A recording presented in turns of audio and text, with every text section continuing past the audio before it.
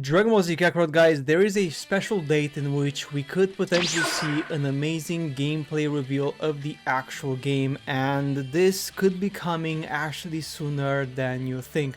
Now, there is this date which I know that everyone is really hyped about for Budokai Tenkaichi 4, if that's the official name, and that is the Summer Game Fest. And we know that the new event, which is actually happening on June the 8th, 2023, is very soon, is literally just a couple of months away, less than 2 months to go.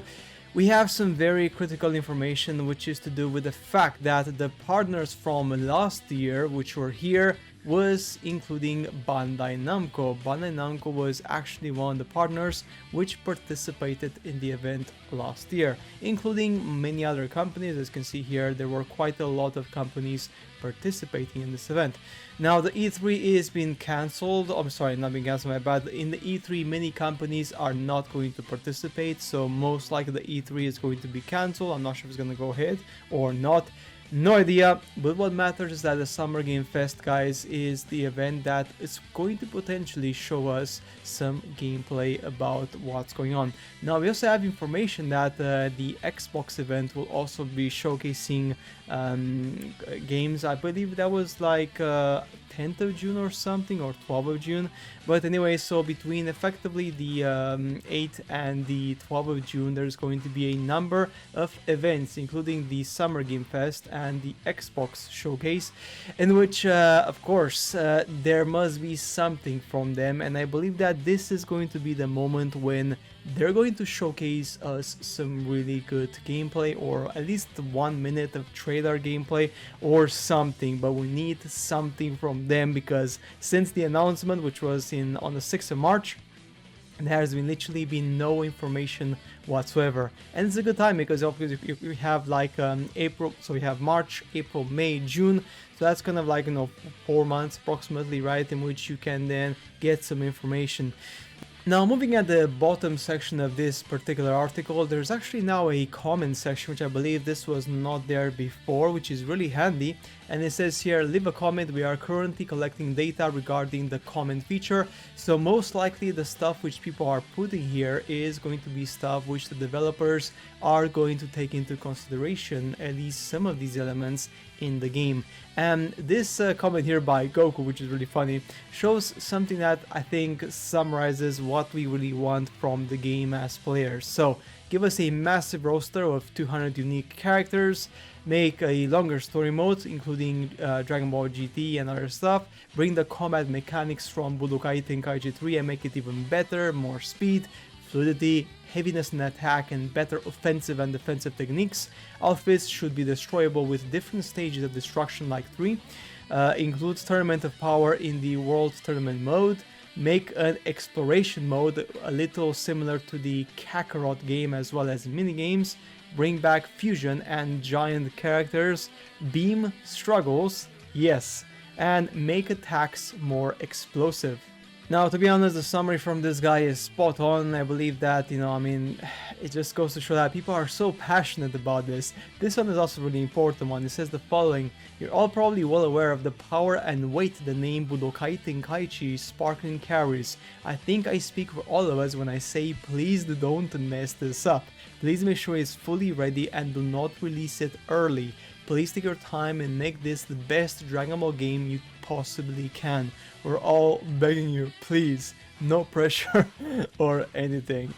Yeah, so there we go, guys. So it's quite exciting, to be honest. I mean, there's lots of comments here. People are really excited. There's lots of information here, like people are giving us really good ideas about combat, about cool features to have, about lots of different things. For example, here, this one, have mod support, customizable charging, have character customization like Raging Blast, what if characters, artificial gravity room as a map that makes everyone slower, allow players to disable flying on tournament, change the time of the day and weather for maps. I mean, all this stuff is really cool.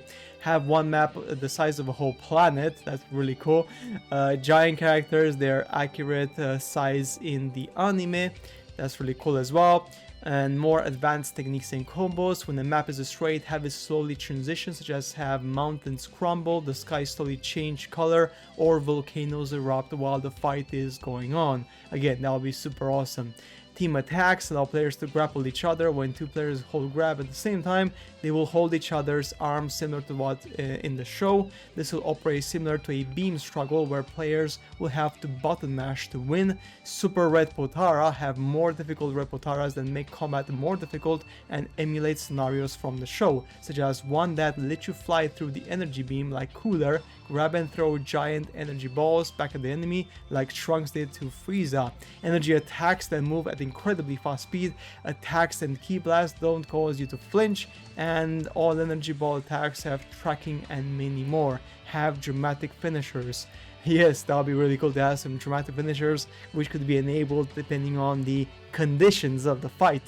So yes, guys, cannot wait, to be honest. And like I said before, let's look forward to this date, guys, because I believe that this is going to be a key date, June the 8th, 2023.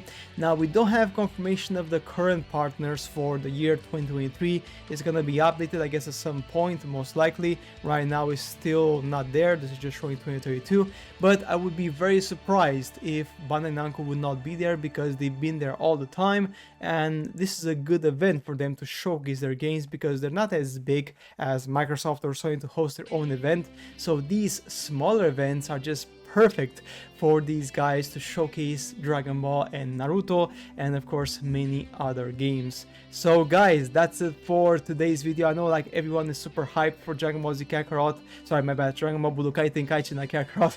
My bad. I know like everyone just cannot wait. Like there's so much expectation for this game. It's just ridiculously unreal. And I believe that this could be, it's good and it's bad, because right now the expectations are literally everywhere, like for this game. Like people are just expecting the best they can have literally in a game. Now, are we gonna get that? Are we gonna get something worse than the Budokai Tenkaichi 3? Obviously no idea, but I do hope that at least they will give us something of quality and something that has, I would say, a good standard, and even if it's not perfect to begin with, that's absolutely fine. What I want them to give us is effectively a game which can evolve over time and give us even more content as time goes by, which is more important, right? I mean, of course, the base game should be really good, but I don't need them to give me like 200 plus characters or 150. I don't need that. I just need to have 50 characters which are playable, which are good, which are different, which are unique, and then they can add more as time goes by.